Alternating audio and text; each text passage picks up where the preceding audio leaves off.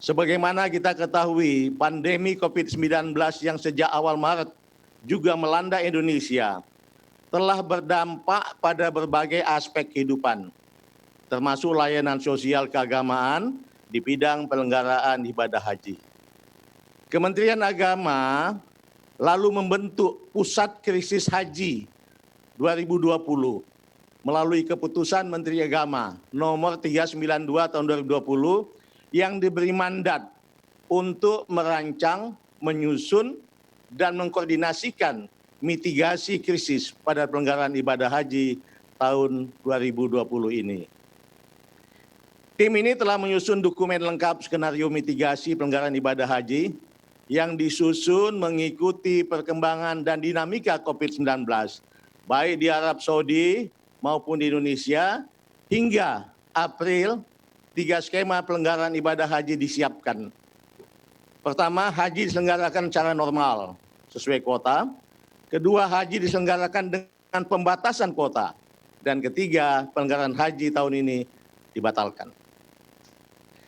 Bersamaan itu, sejumlah layanan haji di dalam negeri tetap dilaksanakan, seperti manasik haji secara daring dan pelunasan BP dengan menerapkan protokol penanganan COVID-19.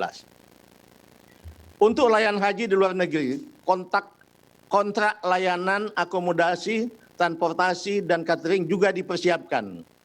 Hanya saja belum dilakukan pembayaran uang muka sesuai pertimbangan keamanan dan juga atas permintaan dari pihak Arab Saudi. Memasuki bulan Mei, karena waktu semakin mepet, tim fokus mematangkan dua opsi saja, yakni pelanggaran haji dengan pembatasan lebih kurang 50% dan pembatalan keberangkatan jemaah haji. Sebab tanggal 26 Juni telah disepakati sebagai terjadwal sebagai pemberangkatan awal jemaah haji Indonesia tahun 1941 Hijriah 2020 Masehi. Dari situ kami menghitung mundur tentang kecukupan waktu pemberangkatan jemaah dengan segala proses dan konsekuensinya.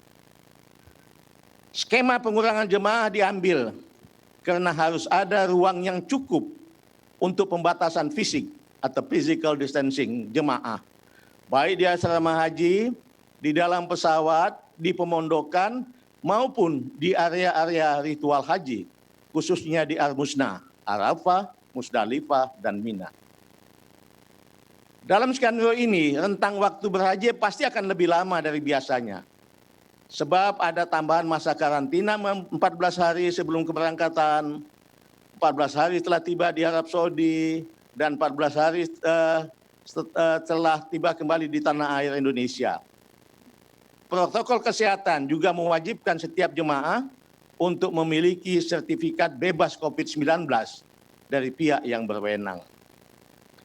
Bersamaan itu, Kementerian Agama juga menjalin komunikasi dengan pemerintah Kerajaan Saudi melalui Kementerian Luar Negeri Republik Indonesia perihal permohonan informasi penyelenggaraan haji tahun 1441 Hijriah atau tahun 2020 Masehi ini.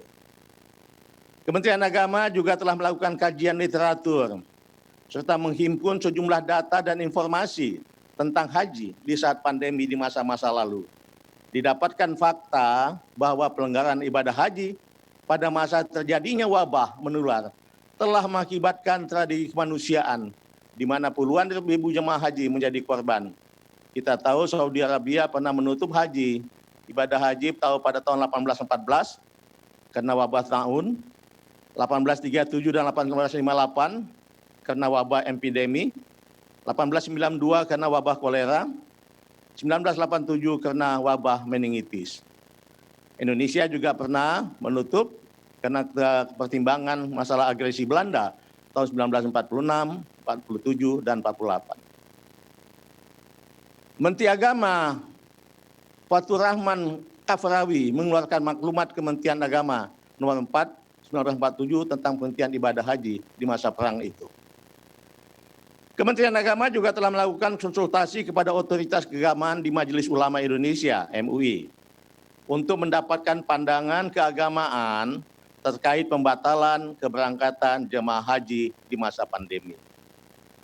Setelah itu tentu Kementerian Agama juga sudah melakukan komunikasi dengan mitra kami Komisi 8 di DPR tentang perkembangan situasi ini, baik melalui komunikasi formal rapat kerja maupun komunikasi informal secara langsung.